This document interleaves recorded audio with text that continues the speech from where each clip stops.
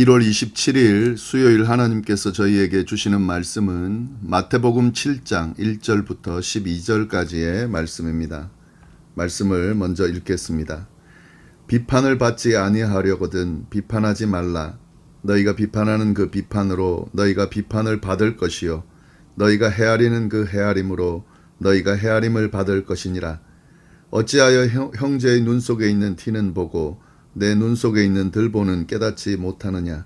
보라, 내 눈 속에 있는 들보가 있는데 어찌하여 형제에게 말하기를 나로 내 눈 속에 있는 티를 빼게 하라 하겠느냐. 외식하는 자여, 먼저 내 눈 속에서 들보를 빼어라. 그 후에야 밝히 보고 형제의 눈 속에서 티를 빼리라. 거룩한 것을 개에게 주지 말며 너희 진주를 돼지 앞에 던지지 말라. 그들이 그것을 발로 밟고 돌이켜 너희를 찢어 상하게 할까 염려하라. 구하라, 그리하면 너희에게 주실 것이요 찾으라, 그러면 찾을 것이요 문을 두드리라, 그리하면 너희에게 열릴 것이니 구하는 이마다 받을 것이요 찾는 이는 찾을 것이요 두드리는 이에게는 열릴 것이니라. 너희 중에 누가 아들이 떡을 달라 하는데 돌을 주며 생선을 달라 하는데 뱀을 줄 사람이 있겠느냐. 너희가 악한 자라도 좋은 것으로 자식에게 줄 알거든 하물며 하늘에 계신 너희 아버지께서 구하는 자에게 좋은 것으로 주시지 않겠느냐. 그러므로 무엇이든지 남에게 대접을 받고자 하는 대로 너희도 남을 대접하라. 이것이 율법이요 선지자니라. 아멘. 네, 오늘 본문을 통하여 주시는 예수님의 가르침은 비판하지 말라 하는 것입니다. 1절을 보시면은 비판을 받지 아니하려거든 비판하지 말아라 이렇게 되어 있습니다. 이 1절 말씀을 잘 보면은요, 비판이 가지고 있는 특성이 잘 묘사되어 있는데요. 이 비판이라고 하는 것은 한 방향으로만 작용하지 않는다는 것이 암시되어 있습니다. 비판을 받지 아니하려거든 비판하지 말라 하는 거죠. 이 비판은 상대에게 하는 거죠. 그러나 그 비판이라고 하는 것은 사실 상대를 비판하는 그 기준으로 자신에게도 적용된다는 사실, 그 사실을 예수님께서 이야기하고 있습니다. 네, 다들 한 번씩 들어보셨겠지만 생명의 삶에 나오는 그 설명의 부분에 보면은요, 다른 사람을 향해 손가락질하는 그 손을 보면 손가락 하나는 상대를 향하지만 나에게는 세 손가락을 향한다 하는 그 설명이 있습니다. 예, 이렇듯 이 비판이라고 하는 것은 비판받는 대상에게만 적용되는 것이 아니라 비판하는 그 사람에게도 그 기준이 적용된다라고 하는 사실, 그 사실을 기억할 필요가 있겠습니다. 예수님이 지금 그 말씀을 하시는 거죠. 2절에 그 설명도 하시는데요. 너희가 비판하는 그 비판으로 너희가 비판을 받을 것이요 너희가 헤아리는 그 헤아림으로 너희가 헤아림을 받을 것이니라.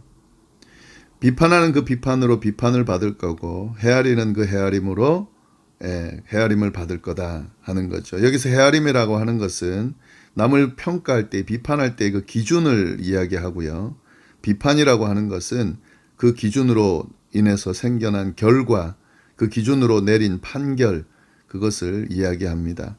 남을 평가하는 그 기준으로 자신도 그 기준에 적용될 것이고 그 기준을 적용해서 내린 그 판결, 그 비판으로 자신도 비판을 받게 된다 하는 예수님의 말씀입니다. 예수님은 이 말씀을 하시면서 설명을 또 이어가고 있는데요. 어찌하여 형제의 눈 속에 있는 티는 보고 내 눈 속에 있는 들보는 깨닫지 못하느냐. 보라, 내 눈 속에 있는 들보가 있는데 어찌하여 형제에게 말하기를 나로 내 눈 속에 있는 티를 빼게 하라 하겠느냐. 여기서 들보는 나무 기둥, 커다란 나무 기둥을 이야기합니다. 그리고 티는 아주 작은 입자를 이야기하는데 나무 기둥과 좀 연결해서 본다면 아주 작은 톱밥 가루로 이렇게 이해해서 연결해서 이해하시면 될 것 같은데요. 이 들보와 티, 이 두 가지를 예로 들면서요. 예수님께서는 이 판단하는 자와 판단받는 자의 그 잘못의 크기가 이렇게 차이 나는 것을 이야기해 줍니다. 판단하는 자에게 있는 그 잘못은 들보, 큰 나무 기둥과 같은 그런 잘못이 있고, 판단을 받는, 비판을 받는 자는 잘못이 있지만 T 정도, 눈 속에 있는 T 정도의 그런 잘못이 있다 하는 거죠. 결국 판단하는 자의 허물이 더 크다 하는 거죠. 이처럼 판단하는 그 사람의 허물이 이렇게 엄청나게 큰데 그것도 모르고 다른 사람의 작은 허물을 가리키면서 그 허물을 고쳐주겠다고 말할 수 있겠냐 하는 거죠. 예수님은 이 이야기를 하면서 외식하는 자다 이렇게 평가를 내립니다. 예, 왜냐하면은 이건 자기에게 커다란 들보 같은 잘못이 있으면서도 작은 티를 가진 다른 사람을 판단할 때에 그 생각하는 그 생각 속에는 자기는 그런 잘못이 없다라는 전제가 있는 거죠. 자신이 의로운, 마치 자기는 아무 잘못이 없는 의로운 자기 때문에 의로운 심판관이나 된 것처럼 그렇게 착각하는 거죠. 이 부분을 예수님은 외식하는 자다, 이렇게 평가하는 겁니다. 자신에 대해서 제대로 모르고 자신은 마치 아무 잘못이 없는 것처럼, 그리고 자신이 마치 심판관이라도 된 것처럼 그렇게 그 위치에 가서 다른 사람을 비판하고 심판하려 하는 그런 외식하는 자와 같다, 이렇게 평가하고 있는 겁니다. 그러면서 예수님께서 그에게 말씀하시는 거죠. 외식하는 자에게 먼저 내 눈 속에 있는 들보를 빼라. 그 후에야 밝히 보고 형제의 눈 속에 있는 티를 뺄 것이다. 너가 만약에 비판을 진짜 하고 싶거든 먼저 내 눈 속에 있는 큰 나무 기둥과 같은 들보를 먼저 빼라. 그걸 빼고 난 후에 형제의 눈 속에 있는 티를 빼라고 그렇게 비판할 수 있을 것이다 라고 이야기하는 거죠. 다른 사람을 비판하기 전에 먼저 그 기준으로 자신을 고쳐라 하는 거죠. 그렇게 고친 후에야 다른 사람을 지적할 수 있다 하는 거죠. 이 말씀에 적용되지 않는 사람이 누가 있겠습니까? 저 이렇게 말씀을 전하고 있는 저도 마찬가지죠. 예, 이 말씀을 좀 잘 저희가 살면서 자꾸 잊어버리는데 기억할 필요가 있을 것 같습니다.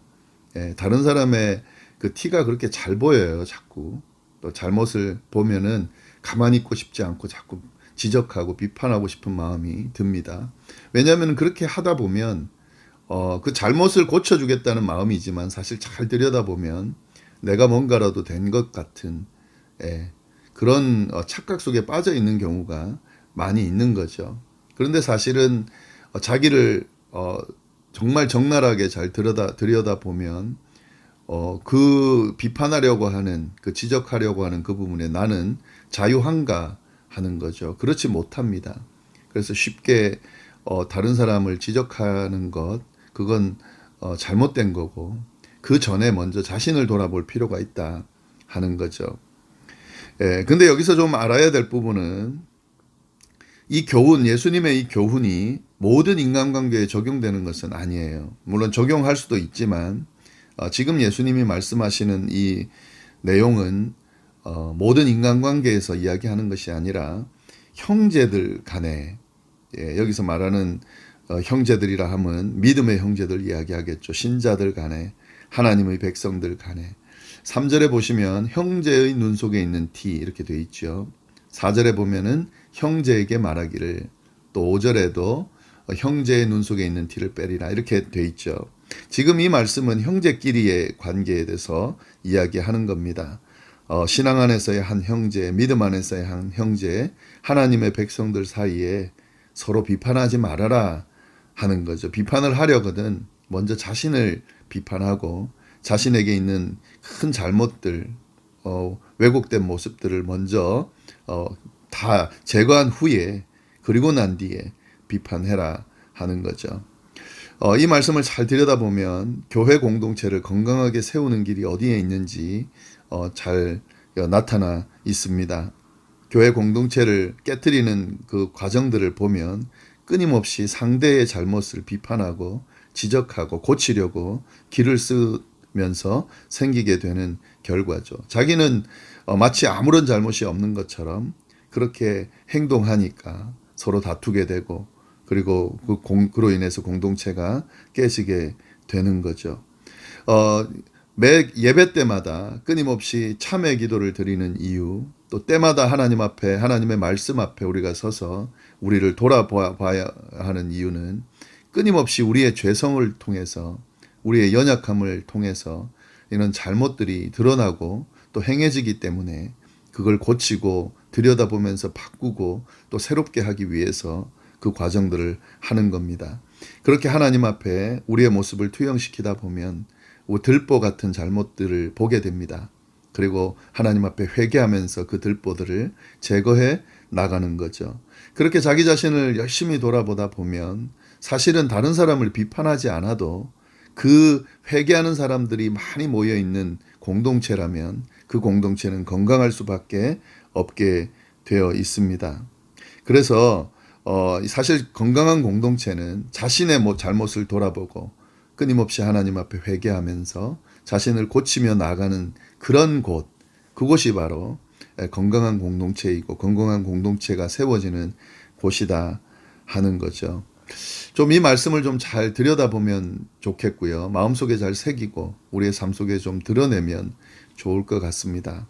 네, 눈앞에 우리를 거슬리게 하는 일들이 많습니다. 그리고 진짜 잘못하는 모습들이 있어요. 그런데 그 모습들을 보면서 막 너무 힘들어하고 또 정죄하고 막 그렇게 거기에만 너무 시선 뺏기면 나도 힘들고 또 공동체도 힘들어지게 돼 있습니다. 일단 연약하니까, 나약하니까, 부족하니까 그런 모습들이 있겠지라고 일단 생각하고 기도해 주세요. 서로 기도하는 거죠. 그러면서 자신의 모습을 돌아보는 거죠.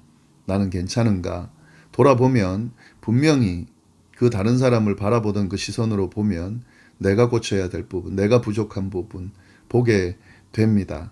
그거 붙들고 하나님 앞에 나가서 기도하는 거죠. 회개하는 거죠. 고쳐달라고 하는 거죠. 그렇게 해서 그 모습을 고치면서 성화되어 가면 그 영향력이 분명히 다른 사람에게 가게 됩니다. 때로는 비판해야 될 내용들이 있죠. 그러나 이렇게 자기를 돌아보고 정말 하나님 앞에 자신의 큰 잘못을 돌아본 사람이 그때 비판할 때에 그것이 힘을 발휘할 수도 있고 정말 귀하게 작용할 수도 있는 거죠. 그런 모습은 전혀 없고 자기는 잘못하는 것이 많이 있음에도 불구하고 다른 사람의 잘못만 자꾸 고치고 바꾸려고 하는 것, 그것은 정말 신앙인의 모습이 아닙니다. 그리고 형제 간의 좋은 관계를 유지하는 길도 아니고요.